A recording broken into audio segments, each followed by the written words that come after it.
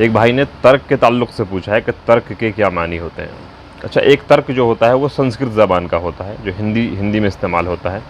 उसके मानी दूसरे होते हैं, ऐसे कहते हैं तर्क वितर्क करना।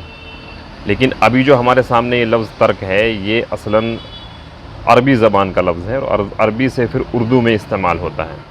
तो इसके मानी होते हैं छोड़ना। जैसे कि सूफ़ीज़्म वाले लोग होते हैं, सूफ़ी लोग होते हैं या सन्यासी लोग होते हैं, तो वो दुनिया को छोड़ देते हैं कि भाई दुनिया से इनका कोई ताल्लुक़ नहीं है, इन्होंने दुनिया को छोड़ दिया। तो उनके बारे में कहा जाता है कि इन्होंने दुनिया को तर्क कर दिया या इन्होंने तर्क दुनिया कर दिया। और इसी तरह से अगर आपके ताल्लुक़ात किसी से ख़त्म हो जाते हैं, ताल्लुक़ात आपने छोड़ दिए किसी से, तो उसको कहेंगे कि इससे मेरा तर्क ताल्लुक़ हो गया या तर्क ताल्लुक़ात कर लिया। इस मानों में ये तर्क इस्तेमाल होता है, लफ्ज़ तर्क। इसके मुतालिक एक शेर आप देख सकते हैं। एक शायर ने इस तरह से लिखा है कि तर्क ताल्लुक़ात पे रोया न तू न मैं, लेकिन ये क्या कि चैन से सोया न तू न मैं। यानी कि जब तर्क ताल्लुक़ात हो गया हमारे दरमियान, ताल्लुक़ात ख़त्म हो गया, ताल्लुक़ात को हमने छोड़ दिया, तो न तू रोया न मैं रोया, लेकिन उसके बावजूद न तू चैन से सोया न मैं चैन से सोया।